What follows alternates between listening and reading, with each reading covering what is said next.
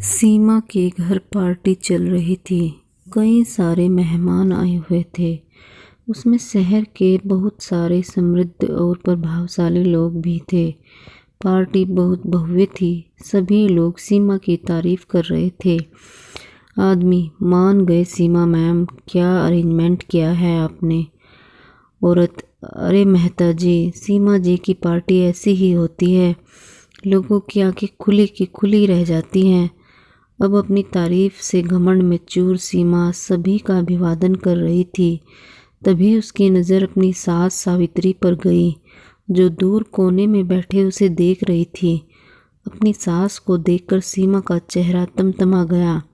वो गुस्से में उसके पास गई और उसका हाथ खींचते हुए दूसरे कमरे में ले गई और चिल्लाकर बोली, सीमा, अरे आप क्यों मेरे पीछे पड़ी रहती हैं? समझ में नहीं आता, क्या इतने बड़े बड़े लोग पार्टी में आए हुए हैं? मैंने कहा था ना कि आप बाहर मत आना, और बाहर आई भी तो इस घटिया साड़ी में। अरे आपकी इज्जत तो 2 कौड़ी की है, लेकिन मेरी तो है नहीं ना। देखिए, ये बेशर्मी छोड़िए, नहीं कहीं तो कहीं और चले जाइए। मेरी छाती पर मुंह मत दलिए। शराब के नशे में सीमा ने सावित्री को खूब करी कोटी सुनाई। सावित्री चुपचाप अपनी बहू की जहर भरी बातों को सुनती रही और आंसू बहाती रही। सावित्री, समय ऐसा भी रंग दिखाएगा पता नहीं था। घमंड किसी का नहीं रहता, वो तो आता ही है नाश को लेकर, लेकिन फिर भी लोग पता नहीं क्यों घमंड करते हैं। ये सोचते हुए वो पुराने दिनों में खो गई। बीते हुए समय में घड़ी में रात के 2 बज रहे थे। सड़कों पर मरघट सा सन्नाटा पसरा था। कुत्ते कभी भौंकते, कभी बिल्कुल खामोश हो जाते। घरों की लाइट ऑफ थी और लोग गहरी नींद के आगोश में थे। लेकिन नारायणपुर की उस छोटी सी झोंपड़ी से रोशनी बाहर आ रही थी। 65 साल की सावित्री मशीन पर बैठे कपड़े सील रही थी। सावित्री, अभी भी काफ़ी काम बाकी है।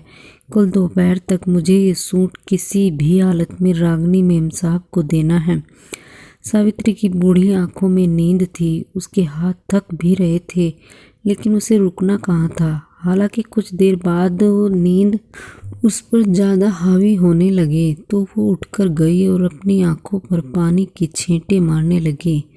यह देखकर उसकी बहू सीमा, जो सावित्री के पास ही बैठी पढ़ाई कर रही थी, उसने कहा, सीमा माँ जी, आप थोड़ी देर आराम कर लेती। मैं देख रही हूँ कि आपको नींद आ रही है। सावित्री, अरे नहीं नहीं बहू, मुझे नींद नहीं आ रही है। मुझे यह काम कल तक ख़त्म करना ही है। देख, तो परेशान मत हो और तू अपनी पढ़ाई कर। तेरी परीक्षा नज़दीक है ना? तेरी तैयारी तो सही से हो रही है ना? सीमा, हाँ माँ जी, तैयारी तो हो रही है। अब देखिए परीक्षा का रिजल्ट कैसा आता है।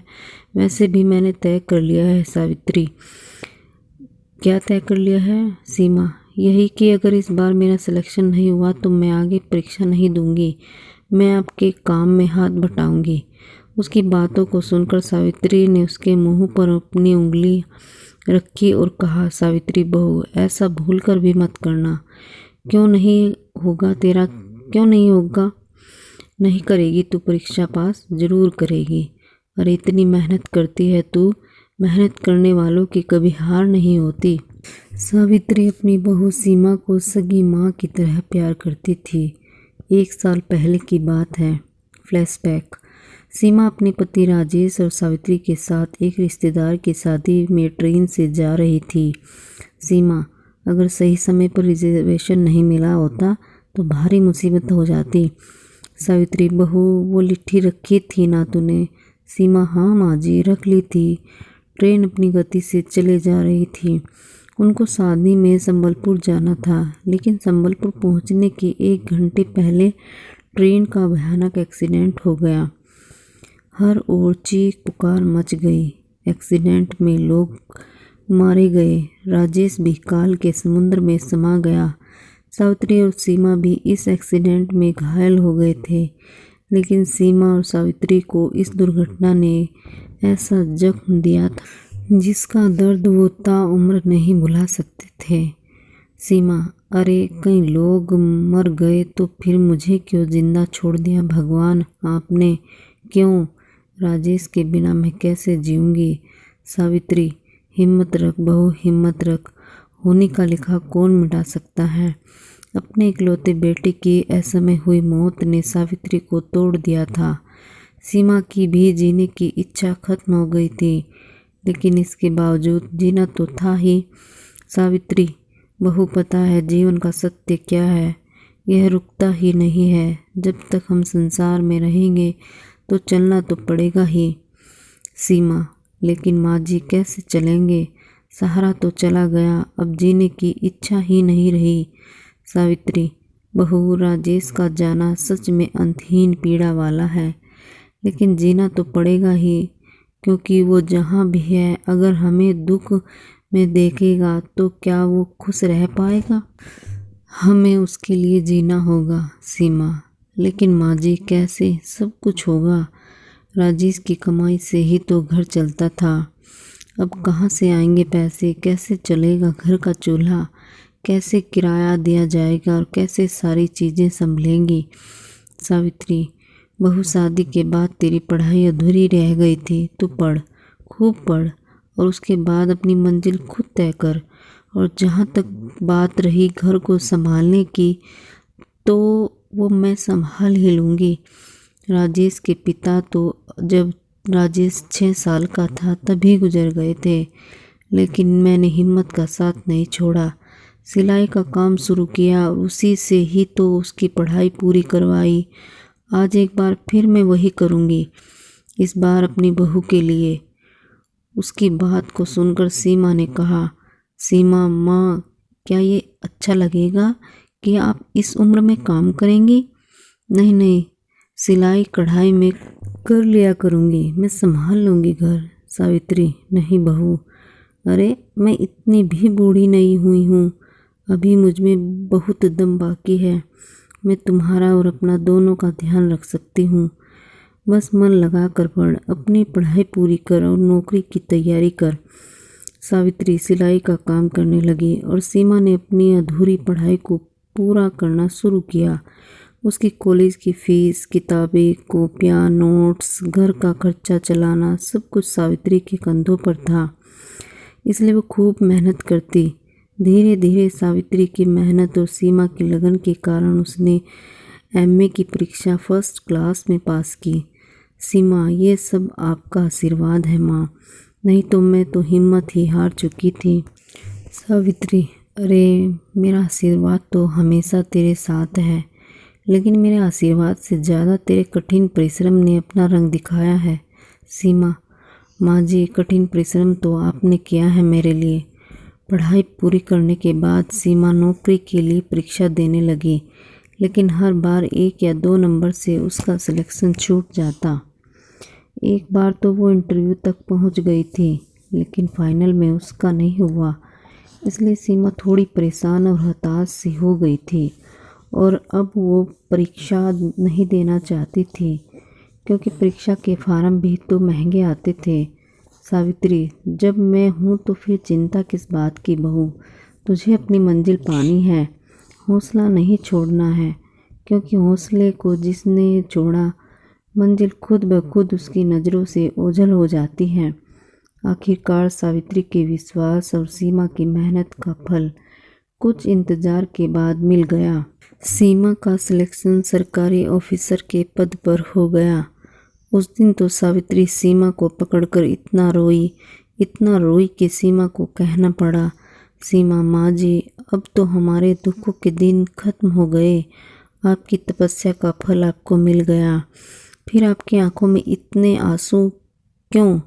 सावित्री, ये आंसू जमा थे बहू बहुत दिनों से, ये सब्र के आंसू हैं, और जब सब्र में खुशी मिल जाती है ना, तो फिर ये आंखों के पोरों का बांध तोड़ने पर उतारू हो जाते हैं।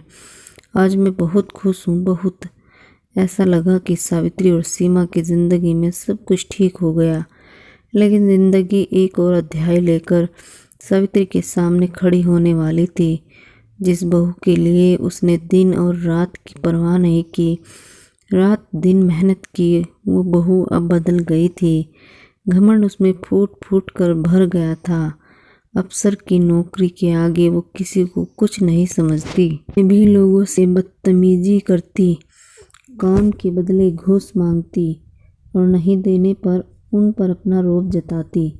एक दिन की बात है, सीमा ऑफिस में बैठी है और वो किसी औरत को डांट रही है। सीमा, अरे दिमाग खा गई हो तुम तो मेरा, दूर हटो मुझसे, कहाँ कहाँ से चले आते हैं। औरत, आप गुस्सा क्यों करती हैं मैम, मैं तो अपने हक के पैसे मांग रही हूँ। वो भी नहीं मांगती, लेकिन क्या करूँ, अगर वो पैसे नहीं मिले तो हमारा परिवार बिखर जाएगा। मेरा इकलौता बेटा रेल दुर्घटना में मारा गया, वो अकेला कमाने वाला था। मेरे परिवार में सोचा मुआवजे से जो पैसे मिलेंगे उससे एक सिलाई मशीन खरीदूंगी और अपने परिवार का पेट पालूंगी। मेरे मुआवजे के पैसे के लिए भी आपको पैसे चाहिए, मैं कहाँ से दूंगी पैसे, मेरे पास तो फूटी कौड़ी भी नहीं है। ये कहकर वो औरत रोने लगी। उसकी गर्भवती बहू जो वहाँ खड़ी थी वो अपनी सास को चुप कराने लगी। अपने सामने ये दृश्य देखकर सीमा अपने पिछले दिनों में पहुंच गई। सावित्री का चेहरा उसकी आंखों के आगे घूमने लगा। उसे उसकी तपस्या याद आने लगी। न चाहते हुए भी उसकी आंखों से आंसू का सैलाब बाहर निकल आया। सीमा, आज मैं जो कुछ भी हूँ सब माँ जी के कारण हूँ, और जब मुझे सब मिल गया तो देखो कैसे घमंड ने मुझे अपने दलदल में फंसा लिया। माँ जी को नीचा दिखाया, ज़रूरतमंदों को नीचा दिखाने लगी। ये सब क्यों करने लगी मैं, क्यों? मुझसे गलती हुई है, भारी गलती। ये गलती मुझे सुधारनी है। सीमा ने उसके मुआवजे की फाइल तुरंत पास की और ऑफिस से अपने घर को निकल गई। घर पहुंचकर वो सीधा अपनी सास के कमरे में गई। उसकी सास लेटी हुई थी। उसने उसके पांव पकड़ लिए और उससे माफ़ी मांगने लगी। सीमा, माँ जी मुझे माफ़ कर दीजिए, पता नहीं मुझे किस बात का घमंड हो गया था। अरे सब कुछ तो आपका दिया है, आपके चलते लोग मुझे जानते हैं, लेकिन मैं ये भूल कर खुद को ही सब कुछ समझने लगी थी। मुझे माफ़ कर दीजिए माँ जी, प्लीज़ माफ़ कर दीजिए। सीमा अपनी सास के पांव पकड़कर रोए जा रही थी, लेकिन सावित्री तो अचेत सी पड़ी थी। वो और घमंड की दुनिया को छोड़कर कहीं दूर जा चुकी थी। सीमा को जब अपनी सास के गुजरने का पता लगा तो वो रो रो कर उसका बुरा हाल हो गया। वो बार बार खुद को कोसने लगी, लेकिन अब क्या होता। हालांकि अब उस जीवन की सबसे बड़ी सीख मिल गई, घमंड से दूर रहने की सीख। दोस्तों, कहानी कैसी लगी? पसंद आई तो लाइक, शेयर और सब्सक्राइब जरूर करें। नमस्कार।